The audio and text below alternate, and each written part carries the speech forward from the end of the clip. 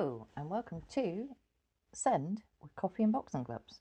My name's Kelly and today's episode is Coffee and Chat issue 4. So these Coffee and Chat episodes basically talk about what's going on in life. Just sort of what's happening, what we're going through, any wins. So this week, this last couple of weeks actually, it's a few things. So TVs. Now, if anyone's listened to this and gone, I know where this is going because you've experienced it, I'm very sorry that you also experience it. So Jessie, it's a couple of months ago now, broke our telly. She headbutted it really, really hard and broke the screen. Luckily, it was an Amazon Fire TV. I think it was like Toshiba branded, but it was like an Audi special. It was like £199. It was like a 50-inch one. And I know I've mentioned before about how to get my lovely neighbour to help me bring the old one down. So we finally got round to getting another one, which we were going to get the same one. Got the same one from Amazon because you could do a thing of pay like £50 a month for like 5 months. So we did that because we really needed a smart TV in the living room to be able to put what Jessie wants on telly, and then we can watch the Skybox in the kitchen. So first one came through, and then there was damage to the box and a hole in the box. So we got the telly out. The minute you turned it on, white shadow. Anything black, white shadow. Anything lighter than that, you didn't see it. But I was like, no, we're paying for this. So eventually that went back to Amazon. I thought, we'll try again. So we tried again. Same thing. Box came through with a hole in a different place. But that's where there's damage on the screen now. Yep, sure enough, turned it on. Yep, there's a big white splodge. Okay, we'll send that one back as well. And I think we were just like, we'll just leave it for a while. We'll keep sort of looking and, seeing what there is and everything. And then Rob messaged me and he said, I think it was Asda had done a safety recall on the Toshiba Fire TVs. I can't remember what the safety recall was, but clearly safety. So I was like, oh, probably a good job, that we didn't have one that was good then. So then I started to have a look and just see what there was. And the Fire TV was really good because the stand was in the middle and it was quite solid. Whereas a lot of the TVs now, they've got like really thin legs to make it look good, which is fine. It does look good. Not massively practical when you've got an autistic child that likes to, push the telly, pull the telly, things like that. So we were looking at it and there was an LG one, smart TV, everything like that. And it was again like, I think it's like £56 a month for 5 months. And we're like, well, let's try that one. Box came through, not a dent. So that was a good start. And then we got it out. Yeah, beautiful clarity. Oh, I think Rob and I were going to end up getting divorced trying to set it up. It just took so long to log into YouTube, to log into Prime Video, log into Disney Plus, get it working, make sure the Skybox works on it just in case. And it was hard work, but we got it set up. And the problem is the legs are at the very edge of the telly, not far from the very edge of our TV unit. So I was like, might have to get a new TV unit at some point. And then 4 days later, yes, 4 days later, Jessie had pulled all the sofa cushions off like she normally does, and they're generally scattered around the room, and it's like an obstacle course. I heard the telly start to go from where I was sat in the kitchen, ran in, tried to get the obstacle course, watched it fall off the unit in slow motion, cushioned by one of the sofa cushions. So I'm like, as I went to lift it up, I'm like, please don't let there be any damage on this. There was no damage. So happy. So put it back on. She does occasionally try to hit it. She smears her hands all over it, even looking at it now. That's my daily job, that is. I have to make sure I clean it while she's at school, and I clean it once she's gone to bed. But, touch wood, it's not broken yet. But you do kind of hear her sort of hitting it a bit. And I'm like, no, we need to not do that, thank you. Which she doesn't like being told no. But yeah, so I'm quite pleased about that. And it's nice to be able to get the Skybox back in the kitchen to be able to watch things like the Formula One, for example. So that's good. So that's a win. The telly is not yet damaged. I will update further. So we've had that. Jessie as well. I know I've mentioned before that Jessie likes to be naked when she's at home. And when she has her school trousers and nappy on, she likes to drop her drawers a lot. So school have been absolutely amazing with this. They're so wonderful because they work with you. They don't just go, she's doing this, like, for you to need to sort it. It's very much, she's doing this, this is what we're doing. So one of the things they said about was they were trying some dungarees, and that worked because obviously she couldn't then drop her drawers. But it was hilarious. One point she was going through the gate and she dropped her drawers, and they had to avert the child behind's eyes because she literally just dropped them. And she's been doing this a lot. So then obviously with the warm weather coming up, the dungarees they've got are definitely sort of winter dungarees. So I managed to get some gingham play suits. Sainsbury's that was. And they're like the red gingham dresses, because her school wears red. But they're a play suit. So I was like, yes, get some of those. So got some of those. So school have those. And then from Shein, I don't know if that's how you say it. That's how I say it. They had some very thin black dungarees, just sort of elasticated. So I was like, I'm going to get those as well.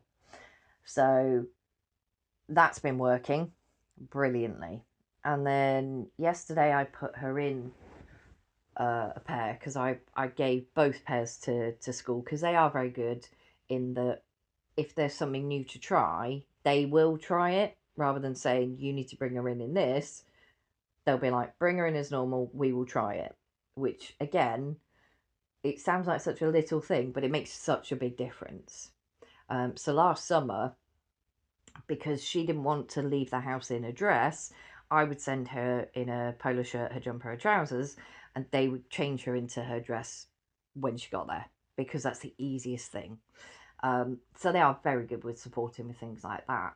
And I got her in the dungarees yesterday. Very, very unhappy. It was a very unhappy getting dressed morning. It was also, I think she just doesn't like the fact she's not in control and the fact that we're going out because I'm telling her we're going out as well. But I got the dungarees on her.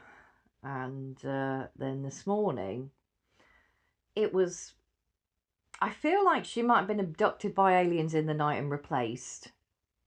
Because I'd gone upstairs to go and get socks and get her uniform out. And she came up and she was sort of caught me in her bedroom. So I was like, nothing to see here, just opening your curtains. And then she went to her drawer where her trousers are and took a pair of trousers out and handed it to me. I was like, oh, well, this is interesting. Okay. So anyway, we came downstairs and I'd got the dungarees out and I'm like, no, if you want trousers on, you can have trousers. Like, I'll put the dungarees in the bag. Because they come home with yogurt on, so I made sure that I washed them yesterday and got them dried yesterday. Love an express wash. Brilliant. And so I was getting her dressed, got her nappy on, got her trousers on, and then we have to do socks and trainers, because if you don't put the trainers on, there's nothing to stop the trousers and nappy coming straight off. So I did that, and then she was like, pass me a polo shirt, and I'm like, well, this doesn't happen normally. Normally I have to try and put it on and she's moving her head and it's like moving target. Put a polo shirt on, put a jumper on, and I'm like, you're going to drop your drawers in a second. Nothing. Just going round, working out what she was going to take in the car to potentially then take into school. So it was a Peppa Pig mat, which is a new one because it'd been reduced in Aldi because obviously it was a special buy, the Peppa Pig mat. And when Rob and Jessie went to Aldi, Rob was like, she was actually walking. Normally she's on his shoulders. He said she was walking. She knew what she was looking for. Knew that's where the mat came from. So then it was reduced that she picked one up. So then she's happy sat on Rob's shoulders with this Peppa Pig mat that looks like a battering ram.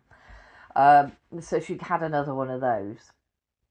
And yeah, she picked up her Peppa Pig mat. She picked up a tea towel because she likes sort of tea towels that have got different things on it. It started with one of my nan's tea towels, which is the Welsh language. So it's got English words and Welsh words. I'm sure I've mentioned about tea towels before. So we've got quite a selection now that I've bought, and she likes her tea towels. So a tea towel, and then this VTech plastic turtle that's got numbers on it that you play like games on and things, and the numbers lights up. So she had that as well, and we got into the car. And normally in the car, because she's back passenger side, she'll normally walk to back driver's side footwell, stand there, drop her drawers a few times, then get in her seat. And she didn't do it. And again, sometimes at the path. So the Ring doorbell has caught me saying, pull your trousers up. Or what was the other one I said that it really made Rob laugh? Don't drop your drawers there. But none of that, which I was very surprised by. And I was like, this is very strange. It gets stranger. She didn't wake up till 6 a.m. And that's been like, we've had 3 days on the trot of her not getting up till 6 a.m. So I'm waiting for it. I'm preparing myself for the 3 a.m. start, which will inevitably happen. But I'm enjoying it for now. But yeah, it was just really weird, the fact that, like, yeah, she's spent so long, like, dropping her drawers, and all of a sudden, nothing. But then, as I've said before, she does go through phases of things. So yeah, that was interesting this morning. And she was really happy sat in the car. Currently not our car. Which brings me on to something else. So, as you may know, if you've listened to previous episodes, we have a Motability car for Jessie. It's a lovely MG SUV. Beautiful to look at. Interesting to drive at times. Lacks sort of acceleration when you really need it. Looks like it's really quite big, but the boot space not massive for the size of the car. But it's a nice car. And I'm very grateful to the scheme anyway, because I wouldn't be able to drive anything nice otherwise. So it's coming up to 3 years, and the Motability is 3 years. And before you hand your car back, you need to make sure you've got both sets of keys, which we do. The parcel shelf, apparently they get stolen a lot. Personally, I don't get it. I really don't. If someone can explain to me why people steal parcel shelves, I'm all ears. But then also an MOT. So anyway, the MG, there've been some issues with it. The heating had stopped working. There was a really weird smell when you put the aircon on. I kept describing it as, it's like a vinegary smell, but it's not vinegar. But it's along those sort of tones of that sort of sharp, sort of sour smell. Couldn't quite describe it properly. And the back washer hasn't worked for years. So I waited, I think it was 6 weeks, and the car went in on Monday. So the good thing about Motability is they keep you on the road, be it a taxi account if it's only going to be a couple of days, or they'll get you a hire car. So obviously we need the hire car, especially since Rob's at work. So I rely on the MG for getting Jessie to and from school because she doesn't go in a taxi, and basically just being able to get out and do things like the shopping and stuff. So I took it up to the MG garage, Booked it all in, met the guy with the hire car, and they've given me a JQ7. Now, if you've seen these on the road, they look like a Range Rover you bought from Temu. Because it does have that look about it. I shouldn't complain because I'm not paying for the hire car. It is awful. So many modern cars will read your speed limit signs and it will display on your dash what the speed limit is. Well, when you go from a 30 to a dual carriageway, there's a national speed limit. It doesn't read the national speed limit sign. Doesn't read any of them. And obviously, you see those on a regular basis on a stretch of like dual carriageway, don't you? And it just won't read them. So it bongs at me because I'm doing 70 and it's bonging at me because I'm not doing 30. And I'm like, this is ridiculous. The lane correction's really, really strong. Whereas the MG, it will vibrate and start to move you slightly. This, it literally vibrates and moves you like quite sharply when it thinks that you're out of your lane when you're not. And there's just lots of kind of weird things about it. And it's got like a thing on the steering wheel where it looks at your eyes and it's like fatigue monitoring or something. And it keeps bonging up going, you are distracted. Please concentrate on driving. It's like, I am concentrating on driving. I'm watching the road. I've got both hands on the wheel. So kind of annoying things like that. But luckily, one of the ladies at school has one. And she'd said about, oh, you got one of these now. I was like, it's a hard car. I was like, it's not mine. I've always admired hers. Hers is the bigger one. I don't know what that's called, but it's the bigger one. Looks very nice. I've admired it. And I was like, I'm going to have a mental breakdown by the end of the week with this car. It just keeps bonging at me for all sorts of things. And told her, and she said to me, do you want me to show you where the settings are? Yes, please. So once I got Jessie out the car, she got in the car and showed me where it was. And it's all on like this Tesla-esque, like massive screen that's like to the left of the steering wheel. So I managed to turn those off. And the MG garage rang me and they'd sent a video. So the heat pump had failed, so they've had to order a new one of those. And they were like, it's going to be 2 to 3 days before that's even in. Okay. Had to order a new backwasher pipe, which goes from just under the engine to the back window. And they need to replace that whole pipe. So a lot of work there. They said before if they have to replace the pipe, they have to actually take the engine out. Have fun with that. And then the third thing they've had to order is a coolant pipe because that had split. And that's what the smell was in the cabin. And it looks like, it's like pink. And it's gone over like the engine. And it's sort of spilt and obviously got warm and everything. It looks like a pink glitter bomb has gone off. And I'm like, oh. And then I'm like, well, that smell wasn't in my head then, was it? And they've got to do all of that before they do the MOT. So it's might be a little while, but luckily, because the hire car was only booked out until Friday, but I've already rung them and extended that. So that's lucky. And the biggest win was the fact that on Monday, I took photos of the back, the side, and then the back door open with Jess's seat in it. And emailed it to school and said, look, I'm going to be in this car later. And then they do a social story for Jessie. Because I'm thinking she's going to kick off. It's not her car. It's not her registration number on the back. Nope, got straight in. Off we went. And then this morning with this car, I really don't know what I'm doing with it. I've walked around the back of it and the boot's opened. And I'm like, I didn't stick like my foot under the car because I know that's a thing on some cars these days. You just stick your foot under and the boot will open. Not that close to it. It's done it like twice to me now. And then this morning. So it's very regimented about going into school. So all the cars come in, you reverse up, engines off. So I think I was second or third in, and it's generally about sort of 6 vehicles they can fit in the car park, and then they'll stop everybody, get all the children out, then you go, and then the next lot come in. And I'm sat there and I've turned this, I worked out how to turn it off because you stop and that kills the engine. But then you have to swipe down on the screen and they go power off vehicle and that powers off the vehicle. So I did that. And as one of the taxis is reversing, there's a beep from a horn. And I'm like, I think that was me. And then it did it again. I'm literally holding my hands up like I'm about to be shot. Like, I didn't touch that. And then one of the ladies was like, I did apologise to the taxi driver because I didn't notice, but he was reversing. He thought I was beeping at him and he stopped quite quickly.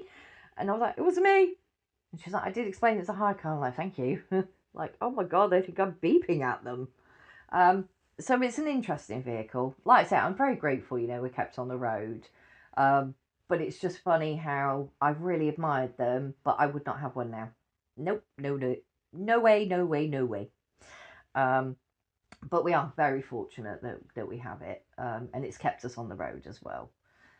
But I'm very much looking forward to getting the MG back, and I'm sure Jess is looking forward to getting the MG back. Although there is another good thing about this JQ thing. When Jessie drops something in the footwell, because it's not quite so big, I can reach it. I don't have to get out the car and get in the back seat.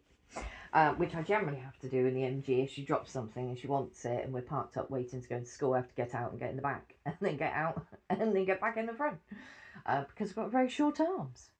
I'm 5'2" if I've never mentioned that before. 5'2.5" technically. So quite short. But yeah, so we're dealing with that, and then half term next week. What? So I've made sure that I've done my snacky shop, because Jessie, she loves crisps. She is a fiend for crisps, and because I have a cleaner once a fortnight, and she'd mentioned about this shop, that's near sort of the city centre, and she's like, "Have you heard of it?" And I'm like, "No." And it's a discount shop, and she's like, "You really need to go in there." And I'm like, "Well, where is it?" So she explained where it was, and I'm like, "I'm definitely going there." So I went for a trip with my lovely friend that I go for coffee with, and I was like, "Look, really want to go to this place. Just follow me, because I know where it is." And went there, and it's got a lot of sort of short dated or just past its best before date sort of stock. The crisps, oh my God, there's like a 6 pack of Seabrooks crisp and bacon fries. So they look like sort of chipsticks. Um, 2 lots for like £1.50, and Jessie loves those. And then it's Lidl's reduced fat sort of ridged crisps. Again, 6 packs. But because they were out of date a couple of weeks ago, two of those for £1.50. And I was like, I'm stocking up here. And then they had some of Lidl's deluxe crisps again, but they would like 2 for £1, the big packs. They're in date until like July. Um, so yeah, it's got loads of stuff, and I'm like, I'll save a fortune on the crisps, because she does love her crisps. And she's very cute because you open the bag for her, and then she'll put it in her bowl, and then she'll bring you the empty bag. She did used to put the empty bag in the bin, but when she started trying to take things out of the bin, we had to lock the bin. So, but it is very sweet how she will put it in a bowl, and then she'll eat them from there. Um, and she likes sort of strong flavours, but then she's quite sensory with her mouth anyway, because she really likes the Liam Perrin's Worcestershire sauce. Hey, I said that right. Right first time, wow. But she really enjoys those, and I think it's because it's quite a strong flavour. So yeah, she loves her crisps, and I was like, that's a win. Like, saved a fortune. I mean, I'm very much, if it's for Jessie, that's what a deal is for. So she always has her snacky things. Like, she loves a Jaffa cake. Jaffa cake's anywhere near the best before date. And this isn't from the discount shop. This is because I got some just after Christmas. It was the long Christmas ones were being sold off. Jaffa cakes near the best before date. Nope, don't even bother, because they are stale and they're hard and they're horrible. But she'll only eat McVitie's Jaffa cakes. And then she loves a mini roll, but luckily we can get Lidl's own or Aldi's own mini roll. She's quite happy with those. And then she likes the Cadbury's mini fingers, and so I always make sure I'm stocked up. But that's what her DLA's for things like that for her that are very kind of specific. And yeah, she does well with her snack availability. And then every now and again, she'll make me open mine and Rob's snack cupboard, and then she'll be like, I'm having that. And you're like, well, I can't say no, can I? So things get hidden everywhere. Generally in the saucepan cupboard, because that one doesn't get opened very often when Jess is around. And I'm pretty sure at the moment there's probably some Jaffa cakes in there. Guaranteed there's some Maltesers in there. Not sure what else, but you randomly open the cupboard at some point and be like, oh, that's where that went. Been looking for them. Oh, didn't need to buy more Jaffa cakes, there's some here. But yeah, so it's been a good couple of days with Jessie. She like I say, she's slept through until like 6 a couple of days, like 3 days in a row now, which is really nice, especially when Rob's away, so I have to do bedtime, then I have to get up. I mean, it's been after 9 that she's been going to sleep, but then I get her in bed about 9:15, get some tidying done, and then I go up to bed, read for a bit. So it's been nice that it's 6 o'clock that she's coming in. But I realise I've probably heavily jinxed myself, so I'll probably be very tired on the next episode. And the fact we also have half term coming up as well. But luckily, I think Rob's only working 2 days during that week, I think. So that's good. So he'll be at home more, which again is just nice to, have help with Jessie.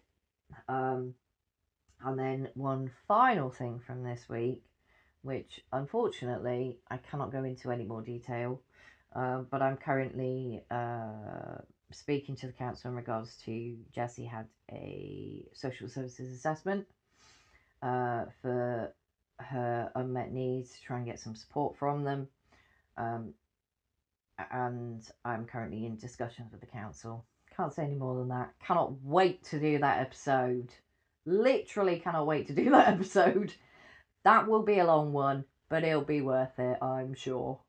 So that's what else I'm kind of dealing with at the moment. Apparently the weather's going to really warm up, so that'll be good. I'm very much looking forward to seeing Jessie in her little play suits, because they're adorable. So adorable. I got them from Sainsbury's. I basically took them, I didn't take them out of the car. I was like, I'm just going to take them straight to school. And she read the lady to school. I'm like, how adorable are these? And literally pulled it out because they look adorable, and Jessie's going to look adorable. So yeah, that's basically what's going on at the moment. Just trying to think if there's any. I've probably missed something, but I think I've rambled on for long enough now, haven't I? Time for a coffee.